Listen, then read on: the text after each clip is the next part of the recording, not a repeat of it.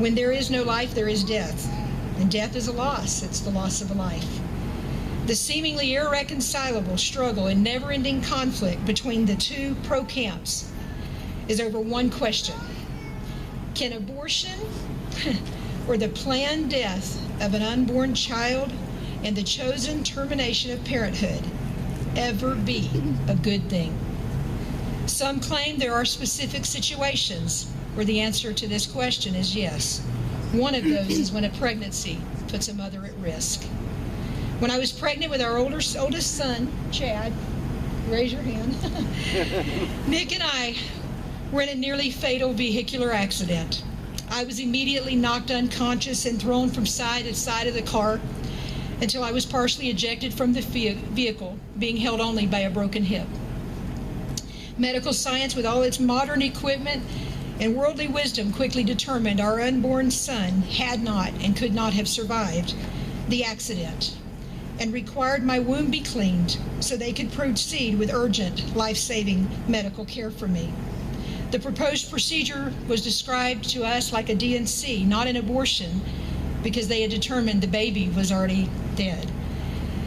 However, since the surgical procedure medically sealed the fate of our unborn son, it violated our convictions on the sanctity of life. So my husband Nick, chose not to move forward despite my life-threatening injuries until I regained consciousness and he could talk directly with me.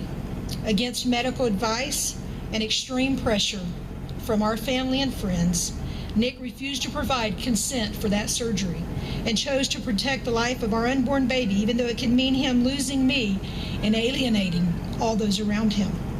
In the process, when I regained consciousness, he tenderly explained all that had happened and asked what I wanted to do. I told him I did not believe our baby was dead, that I could not risk being a part of taking his life, so I wanted to wait to see what would happen next. We prayed for strength to accept whatever lay ahead.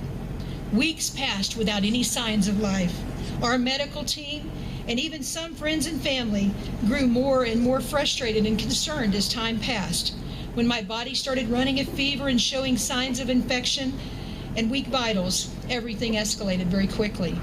I was sure it was just a virus or a cold, but the doctor was convinced the remains of the baby were breaking down.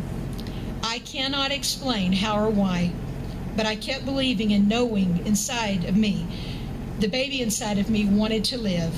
During an exam in which the doctor reluctantly agreed to let me listen for a heartbeat one last time, we heard ch-ch-ch-ch-ch-ch-ch. It was the most incredible sound I have ever heard. Our baby was alive and still growing within me. That moment changed all of our lives, including the doctors, and even some of you who know and have been touched by Chad Michael Nickerson. He is one child that grew up to make a difference that would never have known life if we had not chosen him to give a chance to live when his mom's life was at risk. By the end of our pregnancy, Chad and I were walking 4 miles together every day, including on the day he was born. He and I had much to sing, pray, and thank God for. When I was pregnant with our youngest daughter, Nicole, she's over here, I was diagnosed with an aggressive type of breast cancer. Removing it placed our unborn daughter at risk, but waiting to proactively address this unwelcome invader in my body could most certainly result in the death of both of us. Our precious pro-life doctor carefully explained the peril of our situation and graciously told Nick and I he understood how difficult a decision we were facing. With a heavy heart, he explained how his personal convictions prevented him from threatening the life of our unborn daughter. He released and encouraged us to look at options and pray about what we should and could do. As we looked across the table at him, our choice was one that had been made long ago. We chose life for our daughter, to trust in God's sovereignty, and determined that all of us would walk the road ahead together. There are too many details to go into right now, but before either of us were ready for a delivery, a systemic infection threw me into premature labor. My body's response was so intense that it became touch and go for both of us for almost 24 hours. It looked and felt like our battle might be over sooner than any of us had thought.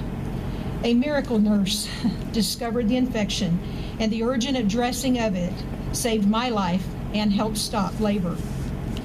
The two of us quickly recovered and ended up enduring all the way to the end. Our daughter was born a full-term, healthy baby, and I was there to enjoy every minute of it.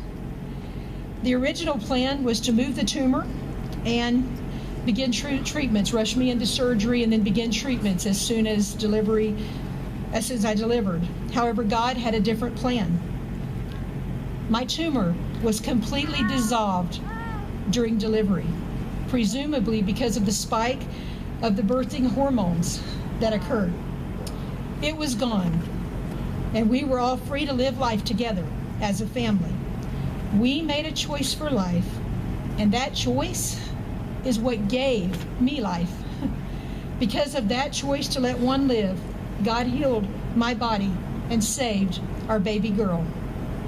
Other perilous situations that were unforeseen and non-pregnancy related created premature complications that put my life in danger.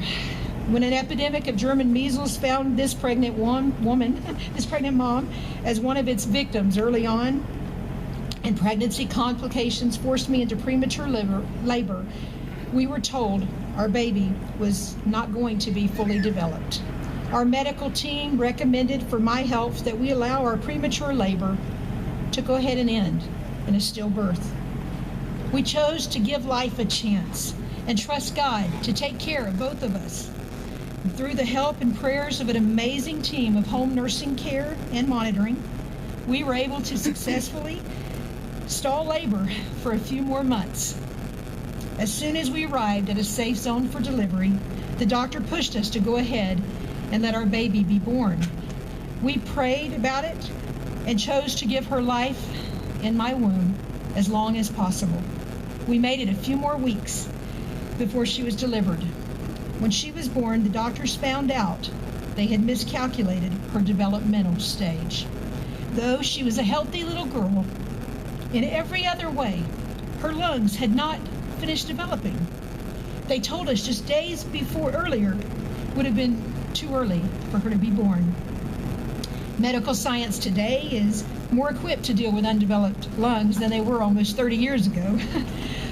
Our daughter could physically breathe, but she would fall asleep and forget to do so, just forget to take a breath. We would tickle her toes or wiggle her little belly, give her butterfly kisses, and keep talking until she would wake back up and take a breath. As you can imagine, there were many scary moments when rousing her was not easy, and she began to turn blue. She would finally take a breath and be okay again. Nonetheless, our commitment to giving her life and the trust and friendship we had developed with our doctors caused them to allow us to take her home from the hospital so we could be the ones to take care of her and watch over her. Daily visits and checkups were required, but the baby was home. She was with her family. This went on until she was almost 2 years old. And then one day, her lungs just finished developing and everything was fine. And that's Amanda. Each time this mom's life was at risk, we chose life for our child and placed my life and my health in the Lord's hands. Every one of these unforeseen complications gave us the opportunity to watch God use His nature to work a miracle.